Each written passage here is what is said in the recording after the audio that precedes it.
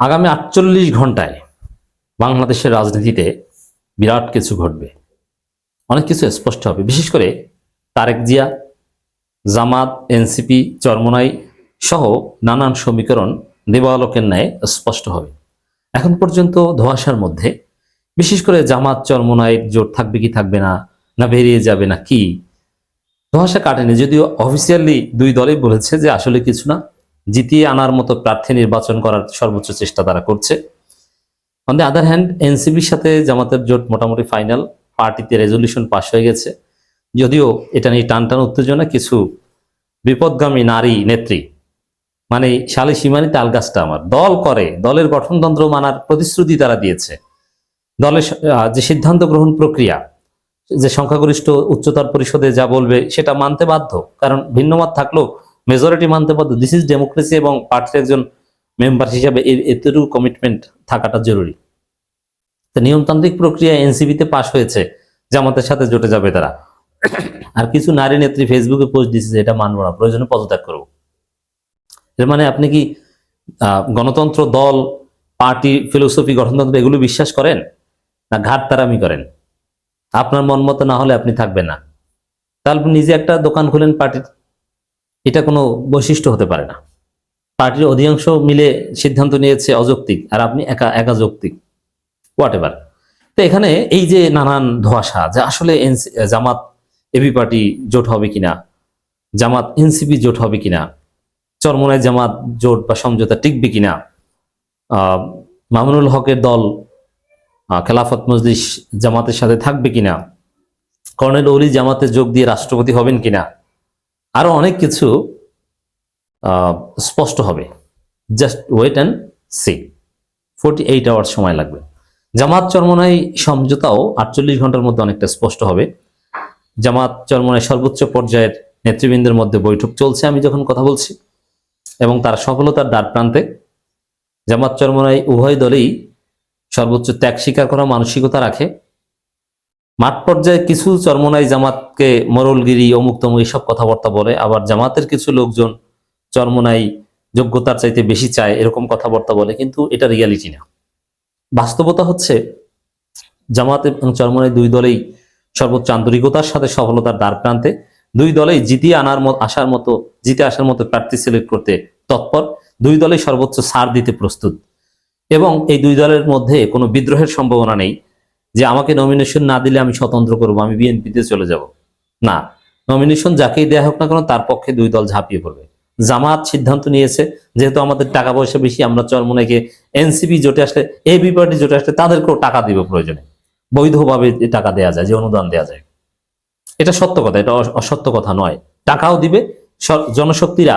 একটুও জামাতের জনশক্তির উপর নির্দেশনা দেওয়া হয়েছে যে চরমোনাইকে যেসব আসনে ছাড় দেওয়া হবে, সেই জায়গায় চরমোনাইয়ের প্রার্থী এটা মনে করা যাবে না, মনে করতে হবে যে আমার প্রার্থী।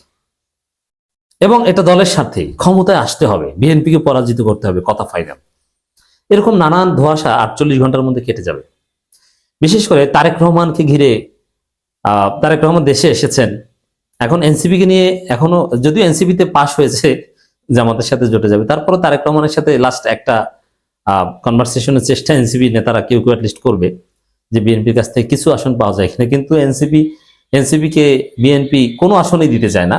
ব্যক্তি হিসাবে দু একজনকে দিতে চায়, কিন্তু জোট হিসাবে, দল হিসাবে এনসিপিকে একটাও দিতে চায় না, কিন্তু দুই তিনটা ব্যক্তিকে দিতে চায়। তো এই জায়গায় দর্শক পরিস্থিতি ঘুরে যাচ্ছে। কিছু নাটকীয়তা আছে, অনিশ্চয়তা আছে। এই অনিশ্চয়তাগুলো কেটে যাবে আগামী 48 আওয়ার্সের মধ্যে। তার মধ্যে যেটা হবে যে পুরো বাংলাদেশ থাকবে জামাত ইসলামীর পক্ষে। সমস্ত মুক্তিযুদ্ধের পক্ষের শক্তি, বাংলাদেশপন্থী শক্তি জামাত ইসলামীর পক্ষে দাঁড়াবে। কর্নেল ওলিরা জামাত ইসলামীর পক্ষে দাঁড়ানোর সম্ভাবনা রয়েছে। বীর মুক্তিযোদ্ধারা দলে দলে জামাতকে সমর্থন দিবে।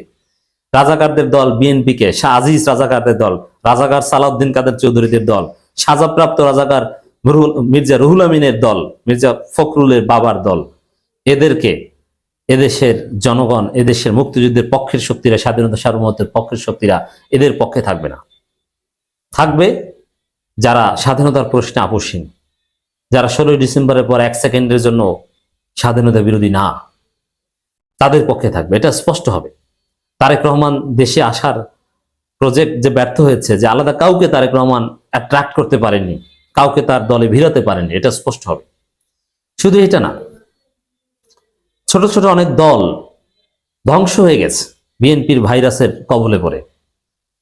অনেকে নিজ দল বিলুপ্ত করে দিয়েছেন। একটা রাজনীতির দোকান ছিল এতদিন, এই দোকানের কারণে ছোট ছোট অনেক দল, সাদাত হোসেন সেলিম, ববি হাজ্জাজ বা এরকম অনেকেই 5 স্টার হোটেলে দাওয়াত পেত, ঐকমত্য কমিশনে সিট পেত, বসার জায়গা পেত, কিন্তু এখন তারা নিজের দল বিলুপ্ত করে দিয়েছে। দিন শেষে পারবে না এমপি হতে, নিজের দলও গেল।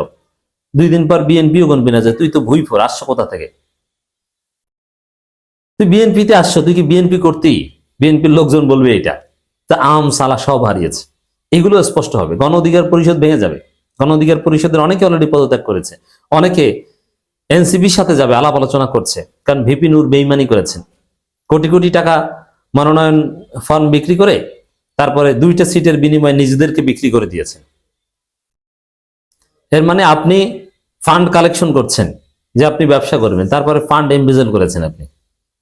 ভিপি নূরদের রাজনীতি নেই। তো দর্শক, এই জন্য আগামী 48 ঘন্টা রাজনীতি অত্যন্ত তাৎপর্যপূর্ণ এবং তারেক রহমানের হতাশা সর্বোচ্চ পর্যায়ে যাবে। নির্বাচন লেভেল প্লেইং ফিল্ড, ইউনূসের দৃষ্টিভঙ্গি, ওসমান হাদির হত্যাকারীদের বিষয়ে আদৌ সাগর পরিণতি না কিছু, এগুলো অনেক কিছু দৃশ্যমান হবে। এবং স্বরাষ্ট্র উপদেষ্টা প্রশ্ন একটা কঠিন খেলা আগামী 48 ঘন্টার মধ্যে আমরা দেখব। জাহাঙ্গীর সাহেবকে টিকে যাচ্ছেন, না খলিল রহমানকে আনা হচ্ছে, নাকি খোদাবক্স চৌধুরী তো গেছেন।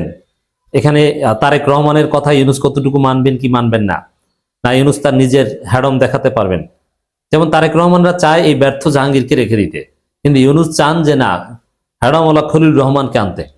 কিন্তু ভারতপন্থীরা খলিল রহমানকে কিছুতেই মানতে পারছে না। এইসব হিসাব নিকাশও আগামী 48 ঘন্টার মধ্যে ক্লিয়ার হবে। অতএব শুধু জামাত, এনসিপি, চরমোনাই না, ডক্টর ইউনূস, তারেক রহমান, সবকিছুর সমীকরণ দিবালোকের ন্যায় স্পষ্ট হবে। নানান সমীকরণের চূড়ান্ত দফারফা হবে। খবর, জোট চূড়ান্ত পর্যায়ে জামাত এনসিপি। এর মানে জামাত এনসিপির মধ্যে জোট হচ্ছে। এখানে যেটা বলা হচ্ছে, আপনারা শুনলে অনেকে খুশি হবেন, যদিও আমাদের এনসিপির বিরুদ্ধে সমালোচনা জারি থাকবে। এনসিপির ছেলেরা অনেকে দুর্নীতিতে জড়িয়ে পড়েছে, তারপর ইন কম্পেয়ার উইথ বিএনপি তারা ভালো।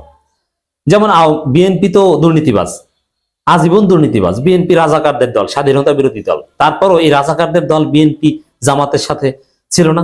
জামাত ছিল না জোটে, ছিল। থাকলেও কোন যুক্তিতে ছিল? দুর্নীতিবাজ মনে করে, ওই যে মাসলাহাতে মুরসালা। এর মানে আওয়ামী লীগের চাইতে তো ভালো। তাহলে এনসিপির ছেলেরা বাটপার, দুর্নীতিবাজ, সব ঠিক আছে, কিন্তু তারপরও বিএনপির চাইতে তো তারা দ্বারা ভালো, তারা বাংলাদেশপন্থী, এটা ঠিক আছে। আর জামাতের টাচে তার ভালো হবে বলে আমরা বিশ্বাস করি। এখানে এনসিপি জামাতের সাথে জোট করবে, এটা মোটামুটি নিশ্চিত।